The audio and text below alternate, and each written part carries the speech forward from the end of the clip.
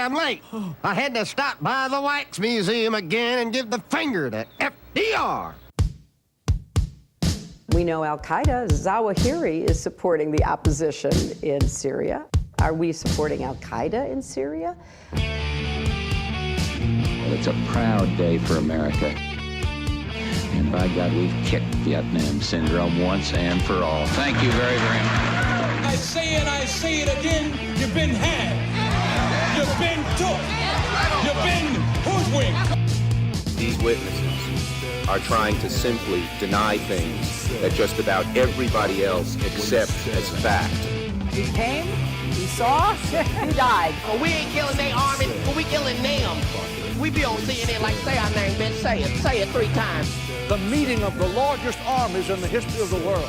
Then there's going to be an invasion. All right, you guys, Scott Horton Show, introducing Elijah Magnier. His website is ElijahMagnier.com, and you can also follow him on Twitter, spelled like Magnier. You know how that goes. Great investigative reporting and on-scene war reporting from Syria and the Levant and Iraq and et cetera like that. Welcome back to the show. Very happy to have you here, Elijah. Hello, Scott. Thank you for having me again. Very happy to have you here. Hope you're doing well. I got this huge article. I just got such a kick out of this, and I want to talk about this with you. U.S. policy failure in Iraq, Syria, et cetera here. The land bridge, the dreaded land bridge. But first, I was wondering if we could talk a little bit about what's going on in the Gaza Strip with the missiles and the striking back and forth and this and that. And then from there, I think we can talk about the Golan Heights as a transition into the rest of your Syria and then Iraq reporting there, if we can kind of go in geographical order. What's going on in Gaza? Was it Hamas that fired some rockets, and then what happened? Well, I think so, because the military in Gaza, they have the capability to launch a new type of missile, or perhaps better say, reveal a new type of missile, which is a long range, longer than usual. It's 125 kilometers, is above 75, 80 miles. That never happened before.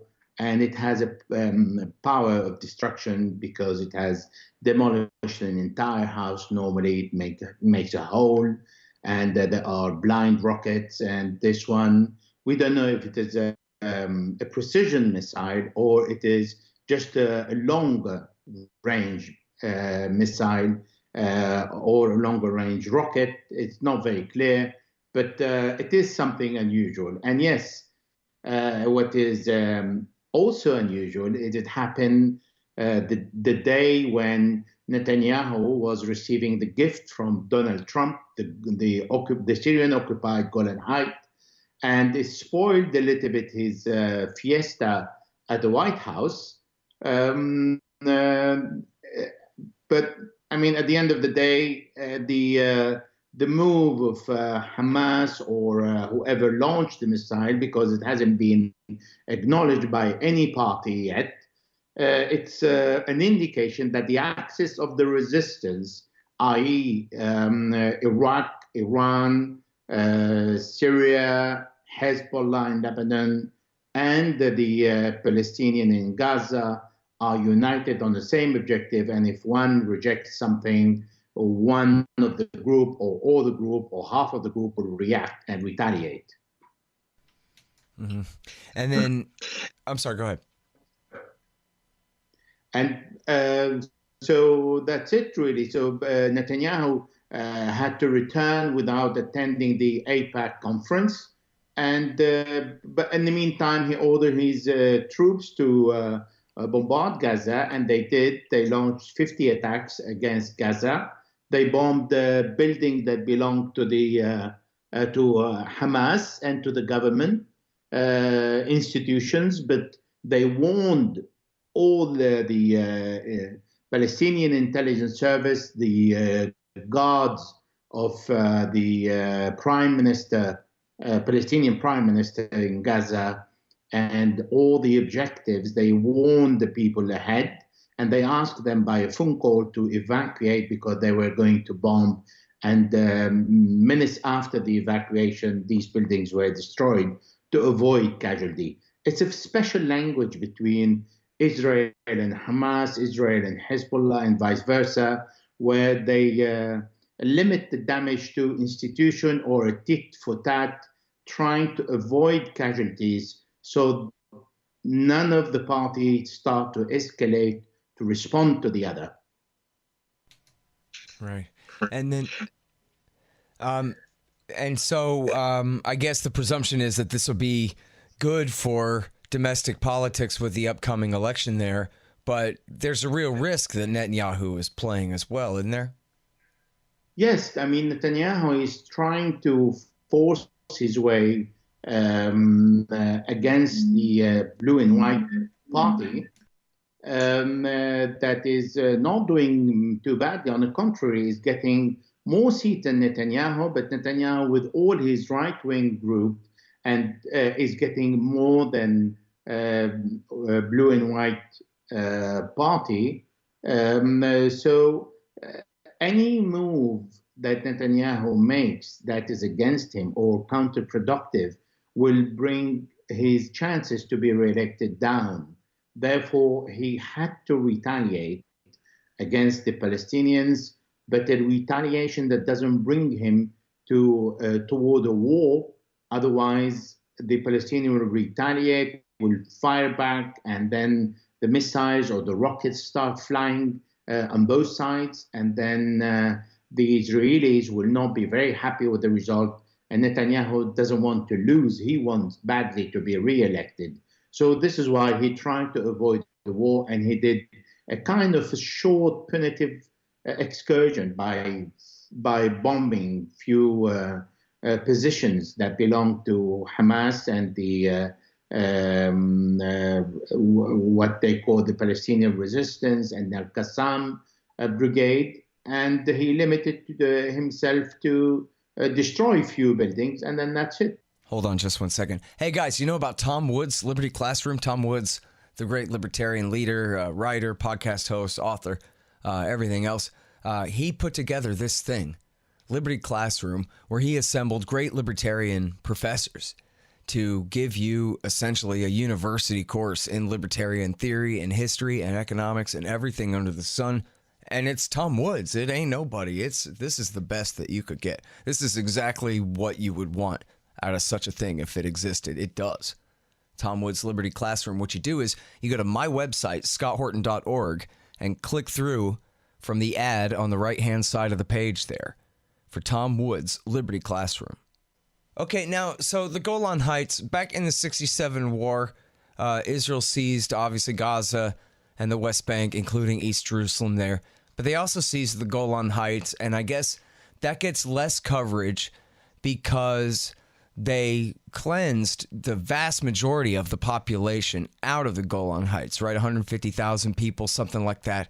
And so I don't know. I guess they announced, was it in the very early 80s, they announced that they officially annexed the Golan Heights, but no one on Earth, no other state on Earth really recognized that up until now, correct? Yes, that is correct. 1981, the Golan Heights were annexed to Israel, but the UN resolution was very clear, rejecting any annexion of occupied territory controlled by an act of war. Therefore, the Golan Heights was occupied by Israel in 1967, and it is under the Israeli occupation until then. But the unilateral position of the U.S. establishment has not been recognized by anyone around the globe, including the United Nations, the friends of the U.S., Europe, the Arab states, including Saudi Arabia, the closest friend to the U.S. establishment. They all rejected this kind of a gift from Trump to Netanyahu. Basically, he gave him a gift that he doesn't owe. Yeah, of course, but that's fine. What America says goes. That's the law. Simple as that. It doesn't have to make sense. Never did. But now, so what do you think will be the consequences of this? Well, I don't think there will be any factual consequences for the time being, at the exception of everybody is very worried about what would be the next U.S. step. They're very skeptical about the relationship with an administration that can dispose of territory that doesn't own.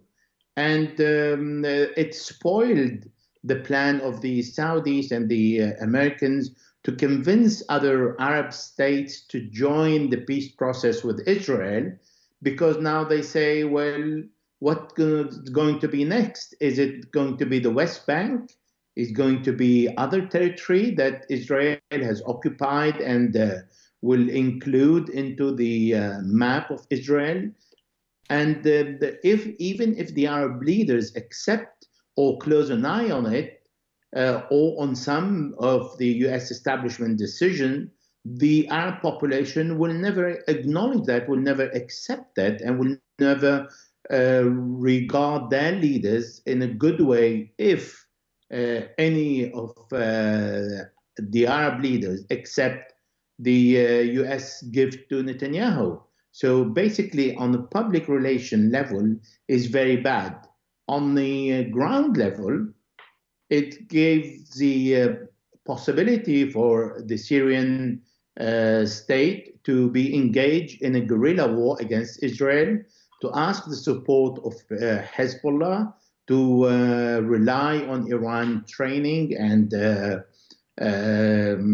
support, and to declare an open war against Israel if and when Assad will feel more comfortable at home and the war is over. Basically, it is giving more reasons for all the militia and the non-state actors around Israel to continue the struggle. Therefore, it is extremely counterproductive for any peace process between Israel and any Arab bordering country.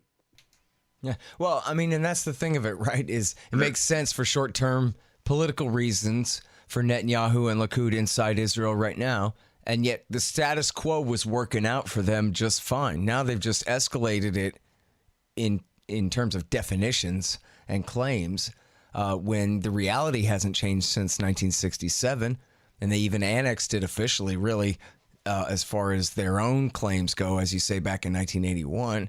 And so really changing further long-term chaos for short-term gain here when they already had it. There's already the fait accompli there. But now, so let me ask you this about the West Bank, because this is something Jonathan Cook brings up this morning too, is, well, maybe they'll just annex the West Bank now if America's going to go ahead and rubber stamp all this stuff. And I wonder, there are some pro-Palestinian voices who say that, look, Israel did annex the West Bank in 1967.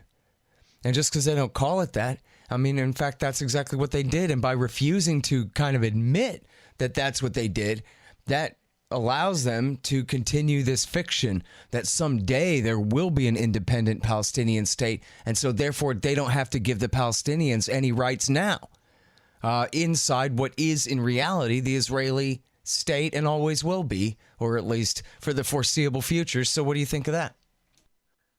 Well, to go back to the last topic you mentioned, you are absolutely right.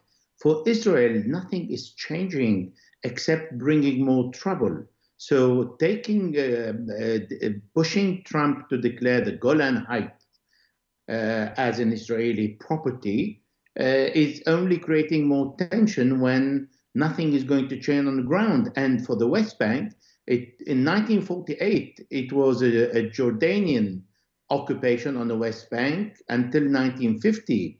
And during the Six-Day War, again, 1967, the Israeli captured the West Bank, and the UN Security Council Resolution 242 called for the withdrawal of Israel of all the occupied territory in the conflict, in exchange of peace, of course. But Israel doesn't seem looking for peace, but is looking for more provocation, because for 32 years, the Assad family, the Hafiz Assad, the late president, and Bashar al-Assad never opened a fire against the Israelis in the Golan, in the occupied Golan Heights. And now in the West Bank, yes, that could be Trump's second gift to Netanyahu, but for no purpose really, because Israel is not going to change anything on the ground, and nobody is going to recognize that. So just putting on an Israeli map, locally and domestically, the name of Israel control of this area, but for the outside world, nothing is going to change. So I find it extremely counterproductive. Sorry, hang on just one second. Hey guys, let me tell you about the bumpersticker.com and libertystickers.com. Used to be my company, but I sold to Rick way back like 15 years ago or something. He's made a great thing out of the whole thing, and they will do the best stickers in the business, for your band, for labels, for your products, for whatever it is that you need. Check them out, the bumpersticker.com. And then there's libertystickers.com, anti-government propaganda for the back of your truck, libertystickers.com. Okay, so now let's talk about Iraq War II and its aftermath ever since then, the redirection, the Syria war, and all of this. I just laughed out loud in real life here when I read this quote of the supreme leader, the Ayatollah Ali Khamenei of Iran, when he said, "We thank Allah who render our enemies imbeciles." And, well, I can think of a list of people he must have been referring to there. And I'm not sure if it was divine intervention or ridiculous ideologies and what all corruption here. But first and foremost, true or false? I mean, is it or is it not the case that there's nothing that America could have done for Iran better than to not just get rid of Saddam Hussein, but then stay for 5 or 8 more years fighting to put the Dawa Party and Supreme Islamic Council and their stooges in power in Baghdad? Well, I would allow the listener to judge. Let us start in the year 2000, when the Taliban killed Iranian diplomats and declared a kind of a war against Iran. After 2001, 9/11, of course, the Americans met with the Iranians to discuss how to defeat Taliban. And for the first time after the Iranian Revolution, they joined the intelligence effort to defeat Taliban, and they were working very well until George W. Bush made his famous declaration in the middle of a full intelligence cooperation between the US and Iran intelligence services, and he declared the war on Iran, describing it as the axis of evil, and blew up the whole negotiation that stopped from that date. And what he did, he invaded Iraq and gave a huge gift to the Iranian, to the point when I was living in Iraq and I met few Iranians of the IRGC, I asked them why on earth they not creating a statue for George Bush in the middle of Tehran, because he deserves it. He has liberated Iran from a huge burden all along the long borders between Iraq and Iran, and liberated Iran from a fierce enemy who destroyed the Iranian infrastructure and economy for the entire period of the Iran-Iraq war. But that is not enough. What the American did is they moved forward, wanting to declare war on Syria, to impose on Syria their own conditions, and their plan was to move, as General Wesley Clark said, from Syria to Lebanon, Iran, and all the other countries. So that was a huge US move in favor of Iran. But that's not everything. Let's go a bit fast toward 2014, when the ISIS controlled Mosul. And when ISIS controlled Mosul, the Americans stood back and waited, refused to deliver weapons and ammunition to the Iraqi government. At that time was Prime Minister Nouri Maliki, and refused to support the Kurds in Erbil for them to be protected against ISIS attack. And they created huge space for Iran to move in. And I recall 4 Iranian planes landing in Erbil supplied with weapons to the Kurds, where Iran, and in particularly Brigadier General Qasem Soleimani, became one of the closest ally to the Kurds and to Baghdad, because the Iraqis saw that the Iranians are supporting them when the Americans were watching. And it took a couple of months for the Americans to move in. But let's go to Syria now. What the Americans were saying, we want to prevent the road line between Tehran, Baghdad, Damascus, and Beirut, because that will be the supply line of weapons that we don't want Hezbollah to receive, and we don't want the Syrian army to rebuild the strengths.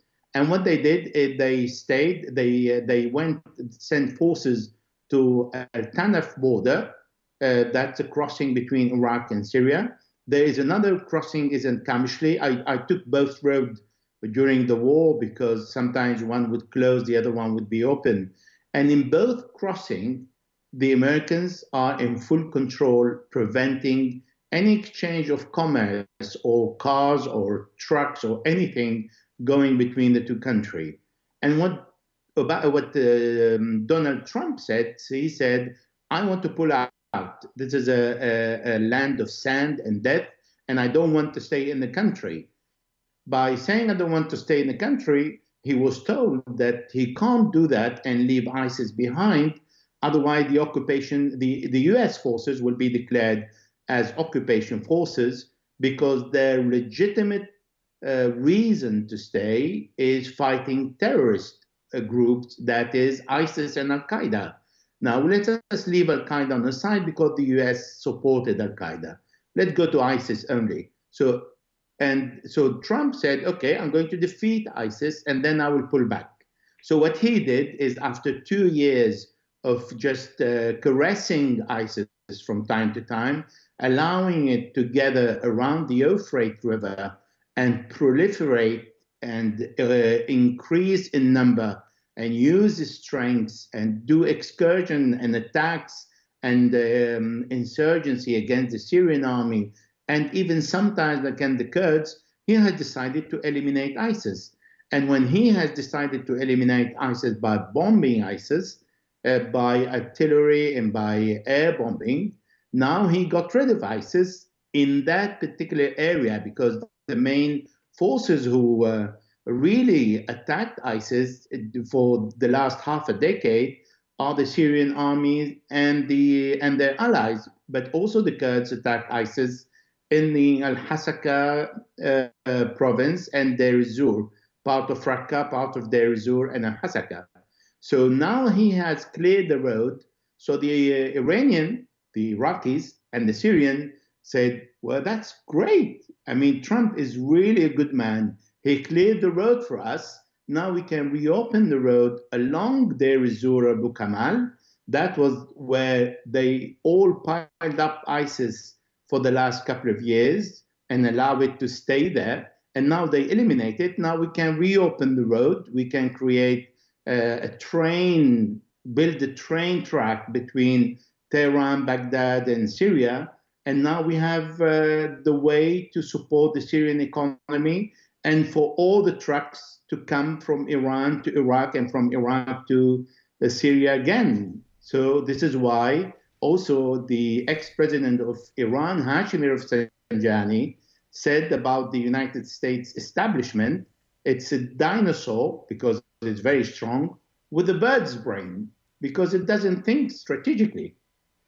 Yeah, no question about that. Well, and don't leave out, on the Iraqi side of the border, Iraq War III. I mean, you mentioned how Obama kind of stood back and let the Islamic State take all of Western Iraq until they were really threatening Baghdad and Erbil before he intervened. It really was like 5 weeks later before he launched Iraq War III there, let them consolidate their gains first. But then he turned right around. He put the U.S. Air Force and Special Operations Forces right at the beck and call of the Badr Brigade again. The same guys that they wish that they hadn't fought Iraq War II for, they went and turned around and fought Iraq War III for them as well. And so now, which is just as huge, right? In other words, on the Syrian side of the border, the Iranians have more influence than ever because they came to help Assad fight against these terrorists that America had helped to support. But on the Iraqi side of the border, it's even worse, more ironic than that, because America had helped to support the rise of the Islamic State in various ways, as they did, turn a blind eye to it seizing Western Iraq at first, as they did. But then with Iraq War III, essentially Obama repeated George W. Bush's exact war by siding with Dawa and Skiri and their allied militias again. And now, so no wonder they're so upset when, even though it was Al-Qaeda that attacked the United States on September 11th and before, and it was the Al-Qaeda-tied Sunni insurgency that was responsible for most American deaths by far in Iraq War II, our government still hates Iran and Iran's friends more. Even to this day, it looks like. And so they're so frustrated because they hate Iran the most, and yet Iran benefits the most from everything that they do. Well, you're absolutely right, but there is a reason for that, I believe. By hating Iran the most, Iran remains the terror for the Arab countries, and the US can sell more weapons to Saudi Arabia, who really hate Iran. So therefore, they can't say in Iran there are good guys. Otherwise, there is no point for the Saudi to invest so much money on the military equipment and raise their Ministry of Defense budget so high.